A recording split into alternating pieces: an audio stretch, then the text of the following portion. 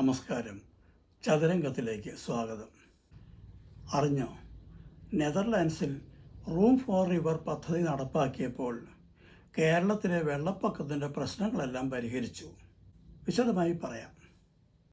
വെള്ളപ്പൊക്കത്തിൻ്റെ ദുരിതങ്ങൾ കുറഞ്ഞത് room for river പദ്ധതി നടപ്പാക്കിയതുകൊണ്ടാണെന്ന് ഒരു പ്രമുഖ ചാനലിലെ അവതാരകൻ വെള്ളപ്പൊക്കത്തിൻ്റെ ദൃശ്യങ്ങൾ കാട്ടിക്കൊണ്ട് വിശദീകരിക്കുന്നു. വെള്ളപ്പൊക്കവും അതുമൂലമുള്ള പ്രശ്നങ്ങളും പരിഹരിക്കാൻ നെതർലാൻഡ്സിൽ വിജയകരമായി നടപ്പാക്കിയ പദ്ധതിയാണ് റൂം ഫോർ റിവർ എന്ന് നമുക്കറിയാം. അവിടെ പദ്ധതി നടപ്പാക്കിയാൽ കേരളത്തിൽ എങ്ങനെയാണ് വെള്ളപ്പൊക്കം നിയന്ത്രിക്കുന്നത്? ആർക്കെങ്കിലും മനസ്സിലായോ? പറയാം. 2018 പ്രളയത്തിന് ശേഷം വെള്ളപ്പൊക്കം നിയന്ത്രിക്കുന്നതിനെക്കുറിച്ച് അറിയാൻ നമ്മുടെ മുഖ്യമന്ത്രിയും കൂട്ടരും നെതർലാൻഡ്സിൽ പോയി. അത് നടപ്പാക്കുന്നതിനെക്കുറിച്ച് പഠിക്കാൻ ചെന്നൈ IITയെ ഏൽപ്പിച്ചു. ചെലവ് 1.5 കോടി. 5 വർഷം കഴിഞ്ഞു. എവിടെയും നടപ്പാക്കിയതായി നമ്മളാരും അറിഞ്ഞില്ല.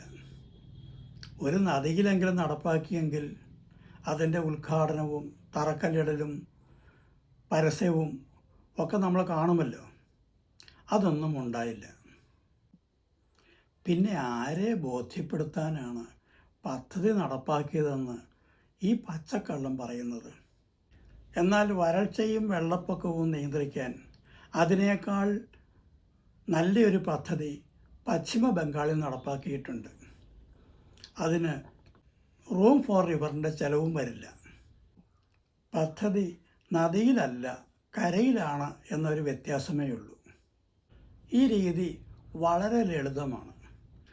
മൈതാനത്തിൽ വീഴുന്ന മഴവെള്ളം തടഞ്ഞു നിർത്താൻ 4 വശത്തും 1 അടിയോളം ഉയരത്തിൽ ഒരു വരമ്പുണ്ടാക്കിയിട്ടുണ്ട്. ആ വരമ്പിൻ്റെ അടിയിൽ എല്ലാ ഭാഗത്തേക്കും ഓവുകളുമുണ്ട്.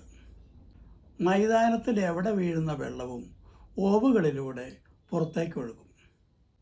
മൈതാനത്തിന് ചുറ്റും നിർമ്മിച്ചിട്ടുള്ള ചാലുകളിലേക്കാണ് ഈ ഓവുകൾ തുറക്കുന്നത്. അതിലൂടെ വെള്ളമെല്ലാം ചാലിലെത്തും. ചാലിൽ നിന്ന് വെള്ളം തൊട്ടടുത്തുള്ള ഒരു തടാകത്തിലെത്തും. ഇതാണ് അതിൻ്റെ രീതി. ചാലിന് 2 അടിയോളം വീതിയും അത്രയും ആഴവുമുണ്ട്. ഇങ്ങനെ മൈതാനത്തിലെ വെള്ളം മുഴുവൻ ചാലിലെത്തുന്നു. അവിടെ നിന്ന് ഒരു വശത്ത് നിർമ്മിച്ചിട്ടുള്ള ഒരു തടാകത്തിലേക്ക് ഈ വെള്ളം എത്തിക്കുന്നു. അങ്ങനെയാണ് ഈ മൈതാനത്ത് പെയ്യുന്ന വെള്ളം മുഴുവൻ ഈ തടാകത്തിൽ യാതൊരു പ്രയാസവും കൂടാതെ ശേഖരിക്കുന്നത്. 2018 ഏപ്രിൽ മാസത്തിൽ പകർത്തിയതാണ് ഈ കാണുന്ന ചിത്രം. ചിത്രത്തിന് മുകളിലായി തടാകവും അതിന് താഴെ ചാലും, അതിനും താഴെ വരമ്പും, ഏറ്റവും താഴെയായി മൈതാനവും കാണാം. ഇങ്ങനെ മൈതാനത്തിൻ്റെ ഒരു വശത്ത് തടാകമുണ്ടാക്കി മൈതാനത്തിലെ വെള്ളം മുഴുവൻ ചാലിലൂടെ എത്തിക്കുന്നതാണ് രീതി. നമ്മുടെ 10,000-കണക്കിന് മൈതാനങ്ങളിലെയും കളിസ്ഥലങ്ങളിലെയും മഴവെള്ളം ഇങ്ങനെ നമുക്ക് സംരക്ഷിക്കാൻ പറ്റും. തദ്ദേശ ഭരണ സ്ഥാപനങ്ങൾ ശ്രമിച്ചാൽ നമ്മുടെ മഴവെള്ളത്തിൽ വലിയൊരു ഭാഗം ഇങ്ങനെ ഭൂമിയിലേക്ക് ഇറക്കാൻ സാധിക്കും. ഇതിൻ്റെ ഫലമായി നമ്മുടെ വരൾച്ച കുറയും, ജലക്ഷാമം പരിഹരിക്കും.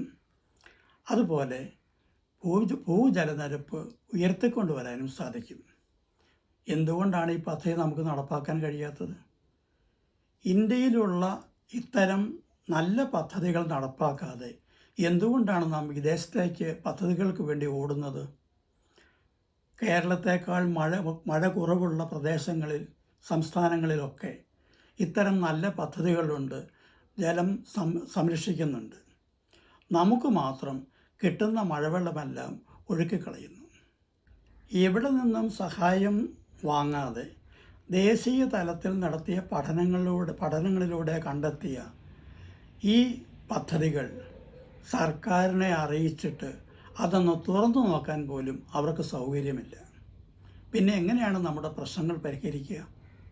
ദുരന്തങ്ങൾ ഇല്ലാതാക്കുന്നതിനേക്കാൾ ലാഭകരം അവ വന്ന ശേഷം നടത്തുന്ന നിവാരണ പ്രവർത്തനമാണെന്ന് എന്ന് വിശ്വസിക്കുന്നവരോട് എന്ത് പറഞ്ഞിട്ടെന്ത് കാര്യം? അപ്പോൾ ശരി, മറ്റൊരു വീഡിയോയുമായി അടുത്ത പ്രാവശ്യം കാണാം.